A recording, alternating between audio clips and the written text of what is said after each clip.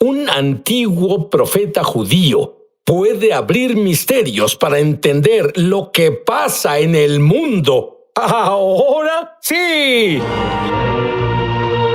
La enseñanza bíblica, lo sobrenatural, comenzó contigo a temprana edad. Estabas en 8º grado y te topaste con un ángel. ¿Qué fue lo que pasó? Sí, fue increíble. Había huido de casa, así que tenía mi pequeña almohada y bolsa de dormir y mochila y estaba en un área boscosa por la carretera y mi hermana, 1 año mayor, y mi hermano, 1 año menor, estaban llamándome, buscándome y yo clamaba a Dios diciendo, ¿qué debo hacer? ¿Debo decirles dónde estoy o no? Y escuché una voz estruendosa y parecía un megáfono de la policía. Sonaba como la voz de mi papá. Así que fue audible. Fue audible y dijo, Mark, diles a los niños dónde estás. Y esto pasó 3 veces. Y al final les dije, vinieron corriendo y luego de la nada todos acordamos que debió ser una persona angelical. Y era un pueblo pequeño de 800 personas. Todos conocen a todos, eran las 10 de la noche. Y este joven se acercó y dijo, ¿puedo ayudarlos? Y mi hermana dijo, no, todo está bien, él volverá a casa. Y luego él nos dijo, bueno, ahí es donde Mark pertenece, nunca lo vimos antes, nadie sabía quién era, nunca lo vimos jamás, era algo muy...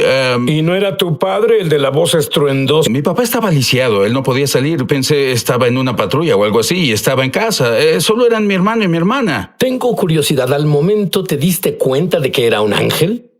Cuando llegamos a casa, hablamos sobre eso. Todos pensamos que fue un ángel porque ninguno lo conocía. Y bueno, tú haces muchas cosas únicas al estudiar la Biblia. Por ejemplo, tomas un libro individual de la Biblia y en realidad lo pones en orden cronológico.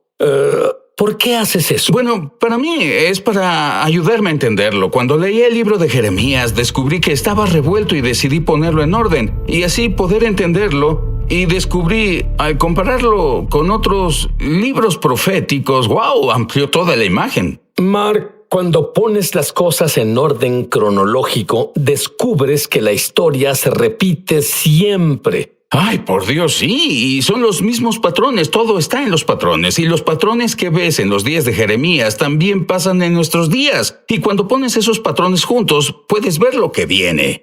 Encuentras incluso patrones en las advertencias. Definitivo.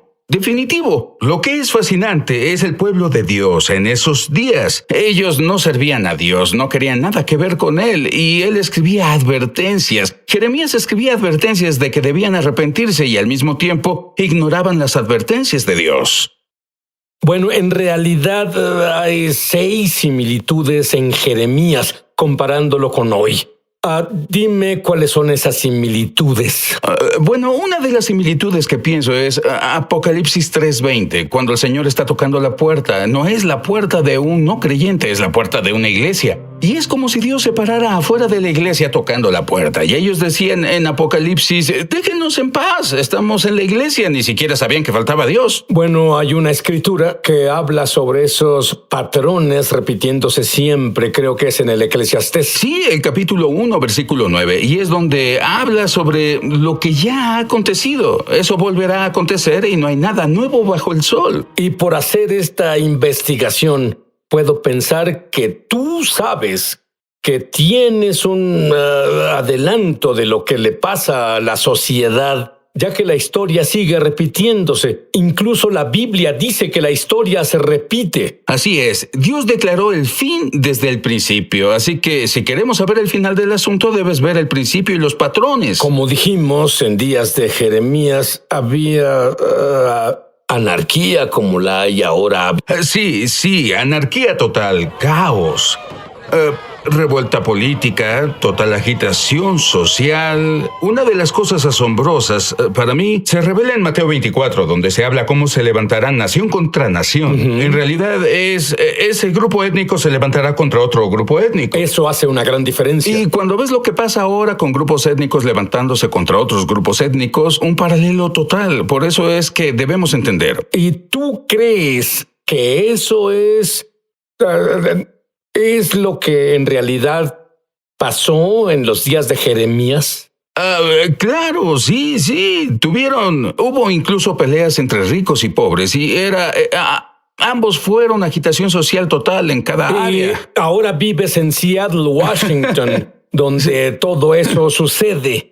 Y encontraste en estos patrones que Dios siempre advierte antes del juicio. Siempre manda advertencias antes del juicio porque no está dispuesto a que nadie perezca, pero el problema es tan seguido y lo asombroso es que las advertencias son para su pueblo. Dios está más molesto porque su pueblo se aleja de él que porque el impío se aleje de él. Bueno, ¿no dice que el juicio comienza en la casa de Dios? Exacto, es exacto lo que dice. Entonces Dios siempre quiere lidiar primero con su pueblo y vemos eso de nuevo en Apocalipsis donde lidia con las 7 iglesias. Es con quien lidia antes de lidiar con las naciones.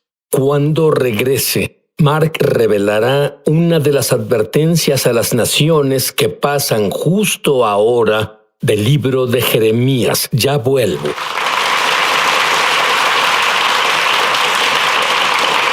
Y ahora Mark en realidad debe identificarse con el profeta Jeremías, en especial cuando descubras que sus hábitos alimenticios eran los mismos hábitos alimenticios que tenía Mark. Es tan gracioso, pero sí, cuando compares de nuevo Jeremías con el Apocalipsis, al apóstol Juan se le dio un pergamino y se le dijo que comiera la palabra de Dios. De acuerdo, y él dice que era dulce en su boca, pero amargo en su estómago. Pues lo mismo pasa con Ezequiel en tiempo de Jeremías, que se le dio un pergamino con la palabra del Señor y se le dijo que comiera también. Y luego vemos a Jeremías, igual, dice que él también comió la palabra de Dios, ¿entiendes? Entonces debemos darnos cuenta de que si en realidad queremos entender estos últimos días, debemos alimentarnos con la palabra de Dios y seguido ¿Es a todas lo que estas. te refieres con comerla? Sí, en realidad ingerirla. ¿Cómo la ingieres?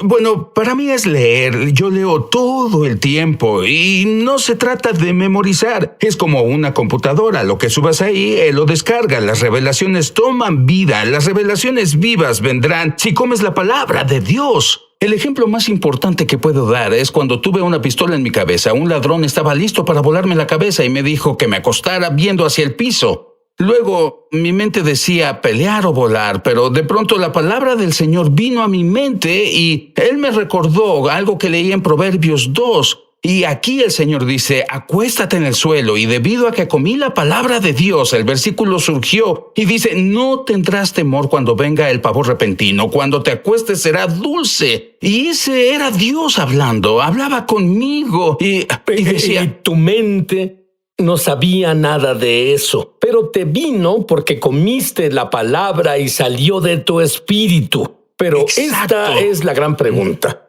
Eso es maravilloso para Mark, pero ¿qué hay de mí? ¿Qué hay con ellos?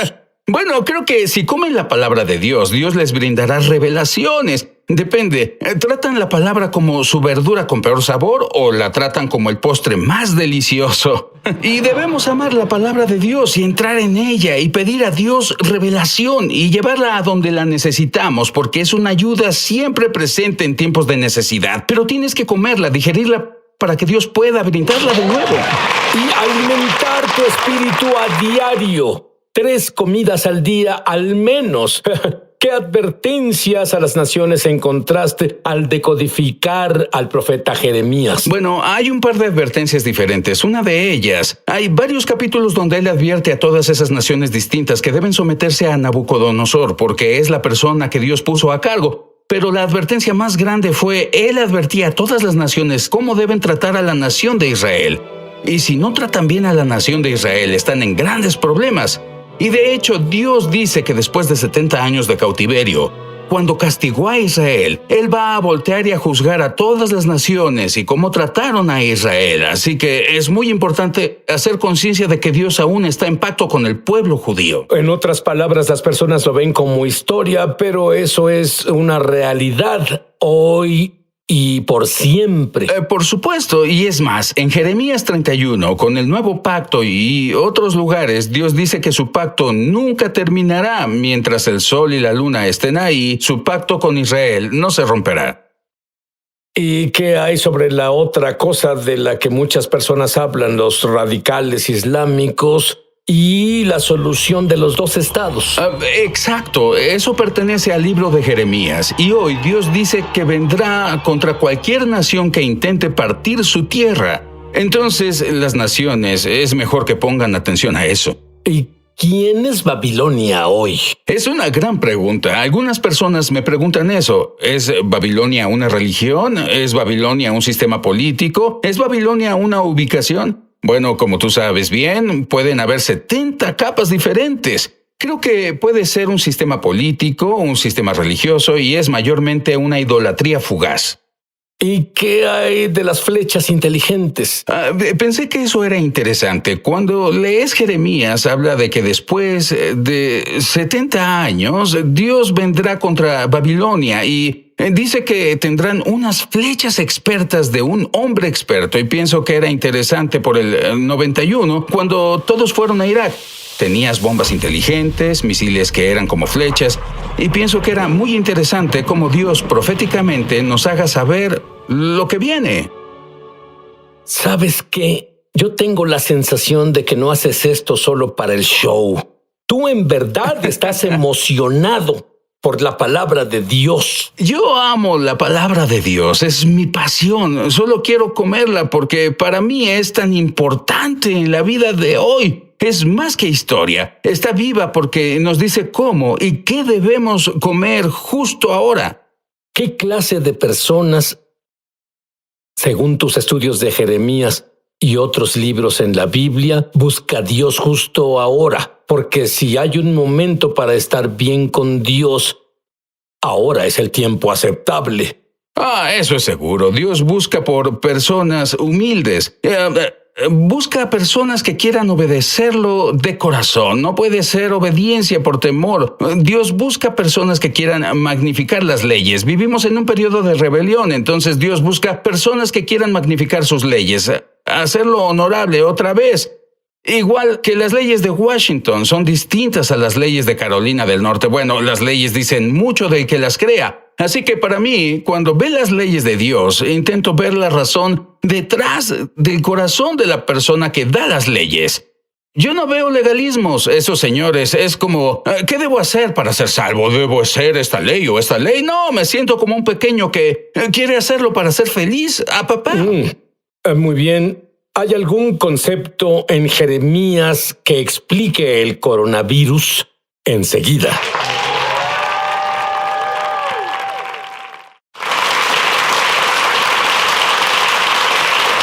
Bueno, porque la historia se repite sola, porque la Biblia profetiza, muchas personas se pierden esto. Se nos dijo que las profecías se repiten siempre. Ahí es donde muchos maestros se confunden. Dicen, ya pasó, pero va a volver a pasar. Y hay revelaciones justo ahora, como en el periódico de hoy, del profeta Jeremías. Sí, una de las cosas interesantes que encontré en Jeremías 12, en donde Jeremías se queja, es como muchos hoy en día. Él le pregunta a Dios, ¿por qué los malos prosperan? No es justo. ¿Por qué permites que ellos tomen raíz y produzcan frutos? Entonces Dios dijo a Jeremías, oye, si los que corren a pie han hecho que te canses, ¿qué harás cuando vayas a competir con los caballos? Entonces, en el libro de Jeremías que escribí en Decodificando a Jeremías, enseño a las personas cómo correr con los caballos, porque las personas de fe son corredores. Abraham corrió, Isaac corrió, Rebeca corrió, Elías corría más que los caballos. Y cuando se trata de una de las cosas que pasan ahora, el coronavirus, correcto, y las personas preguntando si pienso que esto es el juicio de Dios, ¿sabes qué? No lo creo. Así es como lo veo. Si Dios te dice, no pongas la mano en la licuadora cuando esté encendida, te cortará los dedos. Y luego vas y la metes en la licuadora. No puedes decir, fue culpa de Dios. Dios me juzga, es porque no fuimos obedientes. Bueno, es la misma cosa. Nosotros mismos nos castigamos. Es más, en Jeremías, Dios dice, tu propia maldad te castigará. Y pienso que lo que pasa hoy en el mundo es reacción a toda la rebeldía que está pasando. No es que Dios nos juzgue tanto como el que la rebeldía nos castiga sola. Y cuando pienso en lo que pasa con el coronavirus, esto pienso yo. Pienso que debemos amar lo que Dios ama y odiar lo que Dios odia. Y en Proverbios 6 menciona 7 cosas que Dios odia, que son una abominación. ¿Qué crees? El primero es la altivez.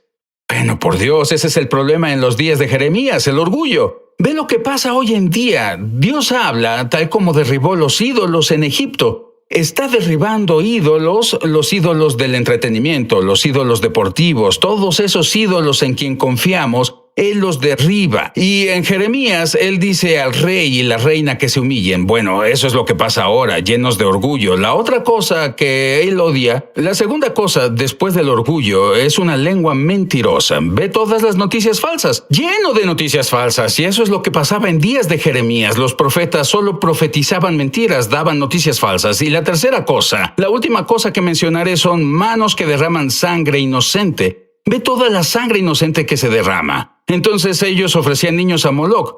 Bueno, hoy tenemos el asunto del aborto. Así que todo es paralelo, por lo que la nación de Israel experimentó lo que pasó en los días de Jeremías y lo que experimentamos ahora. Ahora tú dices, volviendo al coronavirus, que lo llamas ensayo. En realidad creo que tal como los caballos del Apocalipsis creo que lo que experimentamos justo ahora es un ensayo del juicio, porque Dios quiere que nos aseguremos de estar bien espiritualmente. Podemos correr con los caballos espirituales cuando vengan, y en realidad creo que lo que pasamos ahora nos prepara para tiempos más duros. Así sabemos que debemos ejercitarnos espiritualmente. La otra cosa dicha sobre el coronavirus que es totalmente asombrosa para mí es la primera vez en 3,500 años que en el mismo día que Dios tuvo a todo Israel encerrados en cuarentena dentro de sus casas, todo Israel estuvo en cuarentena, igual que el resto del mundo, como si Dios hiciera que Israel finalmente hiciera correctamente la Pascua. Y eso es asombroso para mí, que es la primera vez que eso pasa en 3,500 años, por lo que este año es tan importante. Bueno, y es algo interesante debido a la palabra. Dice que debes permanecer en casa en Pascua. Esta fue la primera vez en 3,500 años que estuvieron encerrados en sus casas. Debían permanecer en sus casas. Debe ser muy profético. Y fue el mismo día. También fue el mismo día de la semana. Tú enseñas sobre cómo tener paz en medio del caos, que no estamos solos. Muchas personas que nos ven justo ahora, que se sienten solos, aislados. Totalmente. Háblales un poco. Una de las cosas más importantes que podemos aprender del profeta Jeremías, al decodificar a Jeremías, cuando lo comparamos con lo que sucedía con Ezequiel y Daniel, ¿sabías que al mismo tiempo que los 3 niños hebreos fueron lanzados al horno ardiente en Babilonia, aquí el Señor apareció en medio del caos? Entonces, en Jerusalén, fue al mismo tiempo que el rey Joacim cortaba la palabra del Señor en 3 partes y la lanzó al fuego, justo cuando la palabra del Señor era lanzada al fuego en Jerusalén. Discúlpame, eran 3 niños hebreos. Los niños estaban en el fuego, recuerda en Daniel. Adelante. Sí, y Daniel, los primeros capítulos 2 y 3, vemos los 3 niños hebreos, porque no adoraron la estatua de Nabucodonosor, fueron lanzados al horno ardiente. Pero lo que descubres es que al mismo tiempo en Jerusalén, Baruch, el escriba, quería advertir a Israel y a Joacim que no hicieran lo que hacían, y cortó la palabra del Señor en 3 o 4 partes y la lanzó al fuego en Jerusalén. Y al mismo tiempo en que la palabra del Señor es lanzada en Jerusalén, la palabra del Señor aparece en el fuego en Babilonia con los 3 niños hebreos. Lo que debes saber, igual que los 3 niños hebreos, cuando estás en medio del fuego por el que pasas,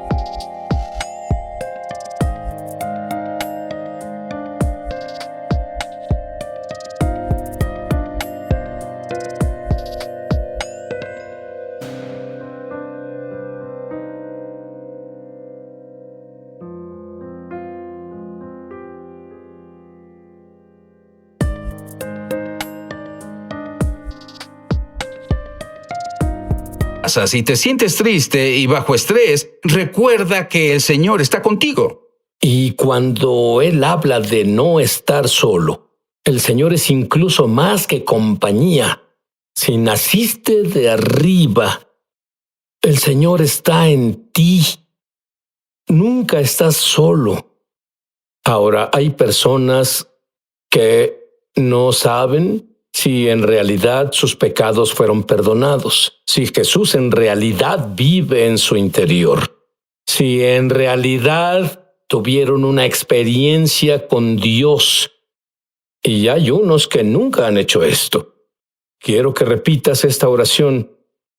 Solo repitan las palabras que digo fuerte, como si estuviera en el cuarto desde donde me ves, justo ahora. Porque no importa que no esté ahí. Dios está ahí. Y Él es lo que importa.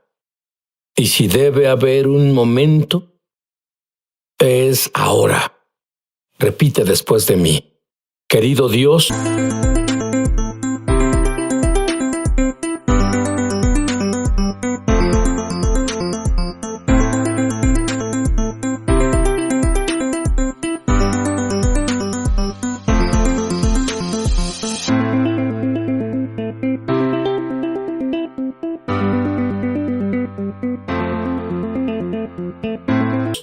en voz alta, querido Dios, soy un pecador.